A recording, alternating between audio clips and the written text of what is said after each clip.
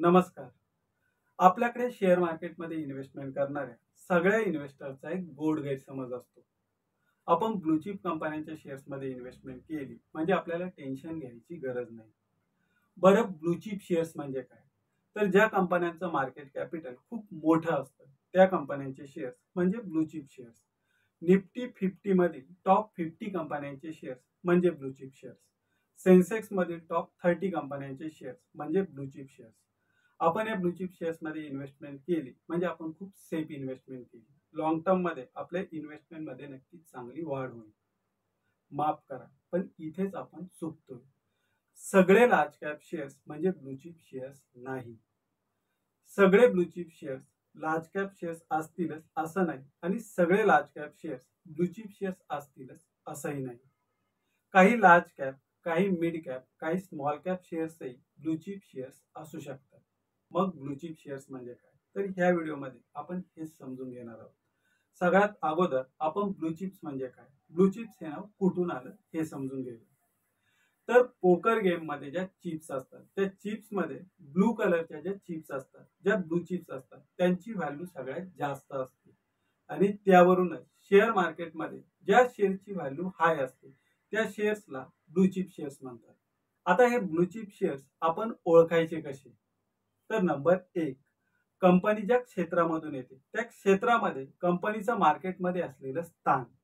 भले कंपनीचा overall market share खूप छोटा असेल, परंतु कंपनी ज्या क्षेत्रामधून येते त्या क्षेत्रामध्ये कंपनीचा मार्केट शेअर किती टक्के आहे हे खूप महत्वाचं आहे. उदाहरणार्थ नेसले. भलेही नेसलेचा ओव्हरऑल मार्केट शेअर खूप छोटा असेल, कारण जर आपण ऑटोमोबाईल किंवा बँकिंग सेक्टर बरोबर कम्पेअर केलं तर कॉफीचं मार्केट खूपच छोटं आहे, परंतु कॉफीच्या मार्केटमध्ये नेसले मार्केट लीडर आहे. कॉफीचं जे मार्केट आहे त्यामध्ये सगळ्यात मोठा मार्केट शेअर हा नेसलेचा आहे. जसं टूथपेस्ट म्हटल्यावर आपल्या तोंडात पहिलं नाव कोलगेट येतं, तसंच कॉफी म्हटल्यावर आपल्या तोंडात पहिलं नाव नेसले येतं. कंपनी ज्या क्षेत्रामध्ये काम करते त्या क्षेत्रामध्ये मार्केट लीडर असायला हवे आणि त्यामध्ये सातत्य असायला हवे. 2-3 वर्ष कंपनीचा मार्केट शेअर खूप मोठा, परत 2-3 वर्ष खूप छोटा, परत 2-3 वर्ष खूप मोठा, परत 2-4 वर्ष खूप छोटा, असं नको. कंपनी सतत आपल्या क्षेत्रामध्ये मार्केट लीडर असायला हवी आणि त्यामध्ये सातत्य असायला हवं. आता फक्त एवढंच पुरेसं आहे का? तर नाही. कंपनी मार्केट लीडर आहे, परंतु समजा कंपनी मार्केटमधील आपली पोझिशन टिकून ठेवण्यासाठी आपले प्रोडक्ट मार्केटमध्ये आपले जे कॉम्पिटिटर्स आहेत त्यांच्या तुलनेत कमी किमतीत विकत असेल, कंपनी सतत लॉसमध्ये असेल, किंवा कंपनीचं प्रॉफिट कंपनीच्या मार्केटमध्ये जे इतर कॉम्पिटिटर्स आहेत त्यांच्या तुलनेत कमी असेल, तर अशा कंपनीत गुंतवणूक करण्यात काहीच अर्थ नाही. कंपनी मार्केट लीडर असायला हवी, परंतु त्याचबरोबर कंपनी चांगली प्रॉफिटमध्ये असायला हवी. कंपनीच्या प्रॉफिटमध्ये सतत वाढ होत असायला हवी, त्यामध्ये सातत्य असायला हवं. कंपनीने व्यवसायामध्ये जी गुंतवणूक केलेली आहे त्याच्या ऍटलिस्ट 15% जास्त प्रत्येक वर्षी कंपनीचं प्रॉफिट असायला हवं. म्हणजेच कंपनीचा return on capital employed ratio प्रत्येक वर्षी 15% जास्त असायला हवं आणि त्यामध्ये सातत्य असायला हवं. म्हणजेच कंपनी प्रॉफिटमध्ये आपले प्रोडक्ट विकू नये, आपली मार्केट लीडर ही पोझिशन टिकू नये. त्यासाठी कंपनीचा मागच्या 15 वर्षांचा return on capital employed ratio check करा. आता काही वेळेला आपण अजून एक मिस्टेक करतो. एखादी कंपनी ऑलरेडी मार्केट लीडर आहे, कंपनीचा मार्केट शेअर 40%, 50%, 60% एवढा आहे. मग ती कंपनी अजून किती मोठी होईल? कंपनी ऑलरेडी एका ठराविक लिमिट पर्यंत मोठी झालेली हा विचार करू. आपण त्याच सेक्टरमधील दुसऱ्या एखाद्या छोट्या कंपनीच्या शेअर्समध्ये गुंतवणूक करतो. भविष्यात ती कंपनी मार्केट लीडर होईल असा विचार करून आपण गुंतवणूक करतो. परंतु इथे लक्षात असू द्या, गेली अनेक वर्षे भारतामध्ये पॅसेंजर कार सेक्टरमध्ये मारुती सुझुकी हीच मार्केट लीडर आहे. टाटा, हुंडाई यांनी अनेक नवनवीन गाड्या आणल्या. किया, फोर्ड अशा अनेक कंपन्या मार्केटमध्ये आल्या.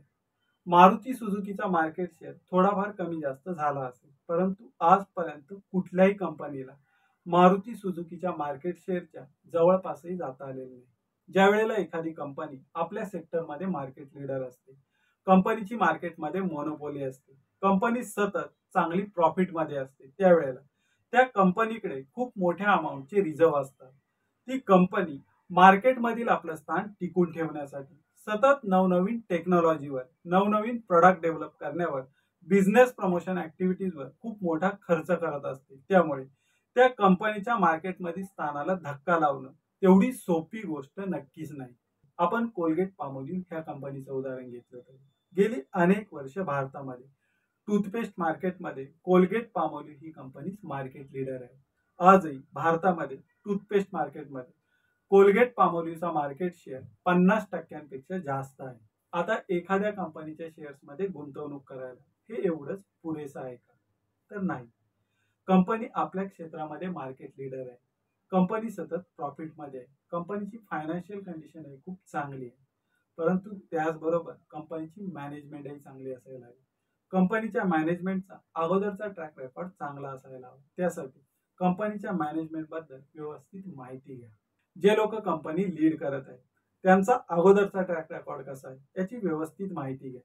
जर कंपनीची मॅनेजमेंट चांगली असेल, जर कंपनी चांगली व्यक्ती लीड करत असेल, तर ती कंपनी किती चांगली परफॉर्म करू शकते हे HDFC बँकेचे आदित्य पुरी, टाटा ग्रुपचे रतन टाटा, विप्रोचे अजिम प्रेमजी यांच्या उदाहरणावरून आपल्या लक्षात येईल. त्याचबरोबर समजा एखादी कंपनी अगोदर खूप चांगली परफॉर्म करत होती, परंतु कंपनीची मॅनेजमेंट चेंज झाली, तर भविष्यात ती कंपनी तशीच परफॉर्म करेल याची गॅरंटी नाही. समजा कंपनीची नवीन मॅनेजमेंट तेवढीच चांगली असेल तर कंपनी भविष्यात अगोदरच्या सारखीच परफॉर्म करू शकते.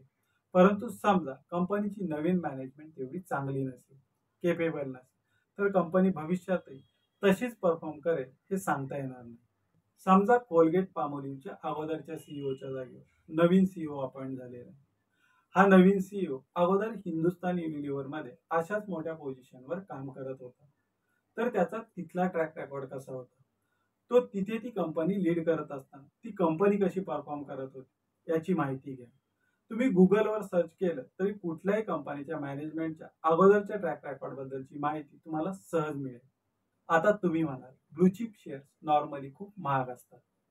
हे खरंही आहे. ब्लूचिप शेअर्सला मार्केटमध्ये नेहमीच मागणी असते, त्यामुळे ब्लूचिप शेअर्स नॉर्मली खूप महाग असतात. ब्लूचिप शेअरचा पी रेशो नॉर्मली खूप हाय असतो. आता चांगला पी रेशो किती हा वेगळा विषय, तो आपण वेगळ्या व्हिडिओमध्ये डिस्कस करूया. परंतु इथे तुम्ही एक ट्रिक वापरू शकता.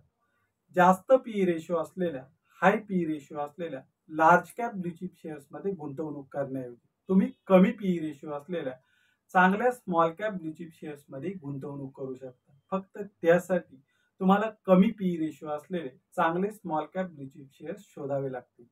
कधी कधी काही एक्सटर्नल गोष्टींचा एखाद्या संपूर्ण सेक्टरवरच परिणाम होतो. उदाहरणार्थ कोरोनाचा संपूर्ण ऑटोमोबाईल सेक्टरवर परिणाम झाला होता. कोरोना काळामध्ये सगळ्या ऑटोमोबाईल कंपन्यांच्या शेअरच्या प्राइस एकदम खाली आल्या होत्या. कंपनी खूप चांगली आहे, कंपनी सतत ग्रो करते, कंपनी चांगली प्रॉफिटमध्ये आहे, कंपनीवर कुठलंही कर्ज नाही, कंपनीची मॅनेजमेंटही चांगली आहे, भविष्यात कंपनीला चांगले ग्रोथ प्रोस्पेक्ट्स आहे, कंपनी ज्या सेक्टर मधून येते त्या सेक्टरला भविष्यात चांगले ग्रोथ प्रोस्पेक्ट्स आहे याची जर आपल्याला खात्री असेल तर अशा वेळेला अशा कंपन्यांच्या शेअर्समध्ये आपण गुंतवणूक करू शकतो. मार्केट पडल्यावर चांगले लार्ज कॅप ब्लूचिप शेअर्स अगदी स्वस्तात मिळतात. अशा वेळेला आपण या शेअर्समध्ये गुंतवणूक करू शकतो. तर ही होती फेक ब्लूचिप शेअर्स आणि खरे ब्लूचिप शेअर्स याबद्दलची थोडक्यात माहिती. पुन्हा भेटूया अशाच एका नवीन माहितीपर व्हिडिओसह. तोपर्यंत धन्यवाद.